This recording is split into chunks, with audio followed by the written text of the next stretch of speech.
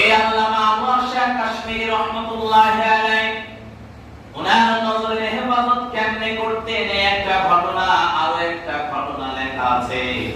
উনি যখন নিজের বাসা, নিজের স্ত্রী থাকে, ছেলে সন্তান থাকে, এই বাসার মধ্যে যখন উনি ঢুকতে যান তখন সালাম দিতেন এবং অনুমতি দিতেন বাসার ভিতরে ঢুকতে পারবো কিনা, আসতে পারবো কিনা।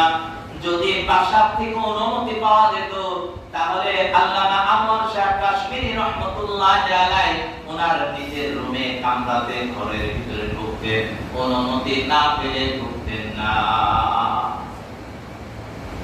আল্লামা আনোয়ার শাহ কাশ্মীরি রহমাতুল্লাহি আলাইহি বলেন, এইভাবে একদিন আমার বাসাতে একজন মেহমান এসেছে, মহিলা মেহমান, আমার জানা নাই, আমি জানি না।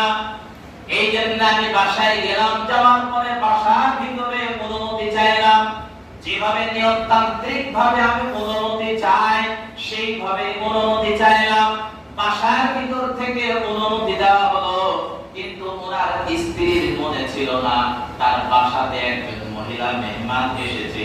এই কথা আল্লামা আনোয়ার শাহ কাশ্মীরি রহমাতুল্লাহি আলাইহি অবগত করবেন, জানাবেন, তার মনে ছিল না, যার কারণে বাসার ভিতরে ঢোকার অনুমতি দিলেন। আল্লামা আনোয়ার শাহ কাশ্মীরি রহমাতুল্লাহি আলাইহি উনি তো জানেন না বাসায় বেগানা মহিলা এসেছে, অনুমতি নিয়ে ঢুকলেন। ঢোকার পরে ভিতরে যাওয়ার পরে একজন বেগানা নারীর প্রতি তার নজর পড়ে। সঙ্গে সঙ্গে আনোয়ার শাহ কাশ্মীরি রহমাতুল্লাহি আলাইহি আস্তাগফিরুল্লাহ আস্তাগফিরুল্লাহ পড়তে পড়তে রুম থেকে বের হয়ে গেলেন। এত দুঃখ পেলেন, এত কষ্ট পেলেন, কষ্ট পাওয়ার পরে বাসায় আর গেলেন না। এসে পরের দিন সবক পড়াইতেছেন ছাত্রদেরকে। ক্লাসের ভিতরে মন খারাপ, মনে কোনো ব্যথা, খুব কষ্ট পেয়েছেন। ছাত্রদেরকে বলতেছেন, বালেক হওয়ার পর থেকে নিয়ে আজ পর্যন্ত আমার এই দৃষ্টি কোনো বেগানা নারীর প্রতি পড়ে নাই। আজকে হঠাৎ একজন বেগানা নারীর প্রতি আমার দৃষ্টি পড়ে গেল। এই জন্য মনের ভিতরে আমার খুব কষ্ট, দুঃখ।